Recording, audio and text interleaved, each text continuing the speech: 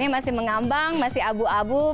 Banyak yang bertanya jadi apa nggak jadi nih sebenarnya. Nah, meskipun banyak mendapatkan tentangan di luar sana, full day school atau program sekolah 1 hari penuh ini tetap maju jalan dari pihak Kemendikbud. Kita tanya apa pertimbangannya. Bergabung dengan saya malam hari ini ada Kepala Biro Komunikasi dan Layanan Masyarakat dari Kementerian Pendidikan dan juga Kebudayaan. Ada Pak Ari Santoso. Pak Ari, selamat malam. Selamat malam. Pak Ari, kalau kita lihat ini seperti dari Kementerian Pendidikan dan Kebudayaan terus maju, pantang menyerah untuk tetap mengajukan gagasan atau wacana full day school. Kalau kita lihat juga beberapa waktu. Saya koreksi ya, saya koreksi. Jadi bukan program full day school, itu yang kata-kata yang salah. Jadi itu adalah program penguatan pendidikan karakter. Jadi nggak ada yang disebut kita tuh program, iya nggak ada yang namanya program full day school. Tolong teman-teman, kata-kata full day school itu bukan kami yang membuat, tetapi itu menjadikan persepsi yang salah karena media yang menciptakan kata-kata itu, sehingga persepsi dari masyarakat seakan-akan masyarakat anak-anak itu sekolah itu full day dari mulai jam 7 sampai jam 5 sore atau jam 4 sore seperti itu yang disebut full day school yang salah. Jadi karena tidak ada pengaruh dengan durasi jam belajar lebih lama lagi ya Pak ya? Enggak, karena kan gini, hitung aja. Kalau SD itu kan jam berapa? Jam 7 sampai setengah 12. Ya. Kalau Sabtu itu kan cuma 4 jam. 4 jam kalau dibagi 5 itu nambahnya cuma sedikit, nggak ada sampai 1 jam. 3/4 jam ya. Jadi disitulah kan saya katakan ini bukan kata full day school, karena yang 8 jam itu adalah jam kerja guru, bukan jam sekolah siswa. Itu yang harus perlu diketahui. Jadi tidak akan berpengaruh pada durasi jam belajar anak-anak di sekolah, artinya akan tetap sama. Ya, menambah sedikit karena yang Sabtu itu kan cuma 4 jam, itu dibagi ke 5 hari itu kan cuma 3/4 jam. Jadi nggak terlalu banyak sehingga nambahnya. Itu yang dikatakan, makanya yang kata-kata full day school itu tolong dikoreksi. Jadi Senin sampai dengan Jumat tetap sama begitu, hanya jamnya saja yang Sabtu akhirnya dibagikan ke 5 hari ini. Jadi ditambah sekitar 45 menit ya. Kalau logikanya kan gitu, sehingga nambahnya nggak banyak gitu loh. Hanya 45 menit. Betul, jadi segitu. Ini berlaku di semua jenjang sekolah Pak? Artinya dari SD sampai dengan sekolah menengah?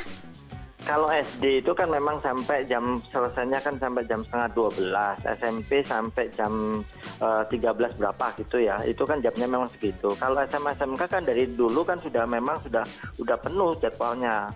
Sama SMK itu gitu loh. Jadi disinilah makanya yang SD SMP, karena memang program Nawacita itu kan penguatan itu diutamakan untuk SD sampai SMP.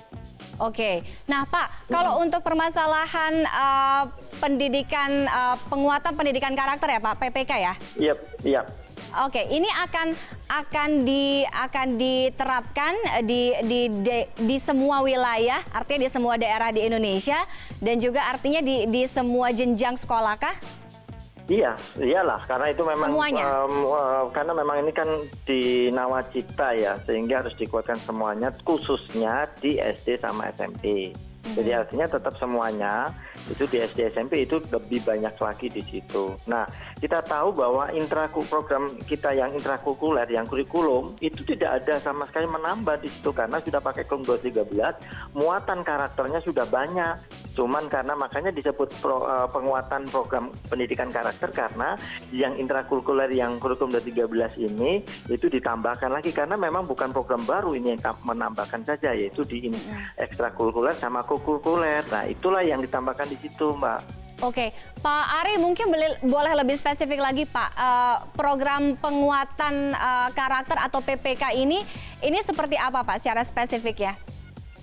Kalau kita lihat, misalkan salah satu contoh, misalkan untuk ekstrakurikuler, mesti anak-anak misalkan salah satunya adalah dia ikut pramuka, atau dia setelah sekolah dia bekerja sama dengan misalkan sekolah dengan madrasah diniyah. Mereka anak-anak ini masuk ke sana sehingga ada pelajaran agama khusus, dia bisa ngajinya bagus, hafalan Qurannya bagus. Ini salah satu yang disebut penguatan pendidikan karakter yang religius. Tetapi juga tidak hanya itu juga, misalkan nasionalisme ikut pramuka, terus mestikan itu terus gotong royong juga, mereka membantu orang tua, misalkan membantu orang tua di sawah dan lain-lain, misalkan itu adalah salah satu bagian penguatan karakter, yaitu kemandirian. Kalau untuk tadi Pak Ari juga sudah menyebutkan bahwa PPK ini tidak akan ngefek Pak, tidak akan berpengaruh kepada siswa-siswi, murid-murid anak-anak sekolah ini, tapi mungkin akan soal durasi, kalau kita ngomongin soal durasi akan berpengaruh lebih banyak ke tenaga pengajar. Artinya ke guru-guru ya Pak untuk soal durasinya ya Pak. Karena memang jam kerja guru itu kan kalau kita hitung kan 40 jam dibagi dengan pengeluaran dana lain, sehingga dibagilah dan 5 hari itu menjadi 8 jam gitu Mbak. Oke, tapi ini akan berefek Pak terhadap durasi mengajar para guru ini yang akan lebih lama. Mungkin untuk tataran idealnya gagasan ini positif, tapi mungkin apa sudah mempertimbangkan hal tersebut? Artinya para tenaga pengajar ini nanti akan akan ada di sekolah di durasi yang lebih lama lagi. Iya kan gini, pada saat ini kan sekolahnya kan misalkan anak-anak yang dengan model-model yang baru yang zonasi dengan tidak ada sekolah unggulan lain-lain kan akibatnya heterogenitas kapasitas anak-anak ini kan sangat beragam. Dari anak-anak yang pintar sampai anak yang biasa saja. Pada saat guru ini ngajar, itu kan mungkin pada saat ngajar itu tidak 100% siswanya mampu menyerap semua ilmu yang diberikan atau yang diskusi di dalam kelas itu. Mungkin hanya dari 30 anak, mungkin hanya sekitar 20, sisa 10 anak ini 10 anak ini itu bisa diajarin lagi setelah jam sekolah tadi itu. Karena ini untuk meningkatkan kemampuan anak supaya lebih baik lagi. Karena pada saat di dalam kelas jam saya. Nah jam-jam ini itu kan disebut adalah dia memanfaatkan 8 jam ngajarnya dia, bekerjanya dia itu untuk meningkatkan kapasitas anak-anak itu agar bisa menyerap ilmu dengan baik selama proses pembelajaran Mbak. Tapi kalau anak-anak yang sudah baik, ada yang sudah mengerti langsung, ini bisa dia langsung keluar dan lain-lain itu. Ini yang disebut dia bertanggung jawab, dan karena guru itu tidak hanya proses mengajar saja, tetapi bertanggung jawab terhadap apakah siswanya itu mampu menyerap semua ilmu yang diberikan. Jadi bukan sekedar ngajar, setelah itu ngerti nggak ngerti dibiarkan saja, bukan seperti itu.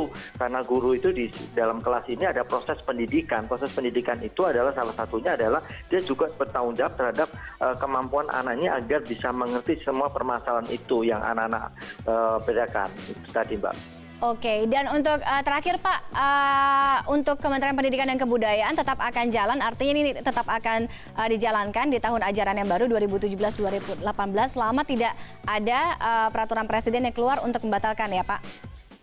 Karena kan gini, ini kan sebenarnya sekolah-sekolah yang sudah menjalankan pendidikan karakter ini, penguatan pendidikan karakter ini kan sebenarnya sudah banyak sekali. Kayak lab school di Jakarta, lab school dan lain-lain. Sudah jalan semua ini sebenarnya. Yang sekarang adalah sekolah-sekolah yang belum dengan sekolah negeri itu yang didorong untuk ke sana. Nah, sebenarnya bukan dibatalkan. Kalau kita lihat baca dari Pak Presiden itu adalah menguatkan dengan menarik dengan merujuk ke Perpres itu. Artinya di sini peraturan pemerintah peraturan menteri ini itu dikuatkan lagi dengan Perpres. Dengan karena melihat ini adalah ada keterlibatannya lebih banyak karena ada Kementerian Agama, terus nanti Pan-RB, terus kemudian keuangan dan Kemdikbud jelas di sini juga yang utama. Semuanya duduk bersama untuk menyelesaikan ini gitu. Bukan berarti ini dibatalkan, tetapi dikuatkan dengan Perpres itu. Oke, baik, terima kasih Pak Ari Santoso, sama-sama Mbak ya. Kepala Biro Komunikasi dan Layanan Masyarakat dari Kementerian Pendidikan dan Kebudayaan sudah bergabung dengan kami malam hari ini. Usai jeda berikut,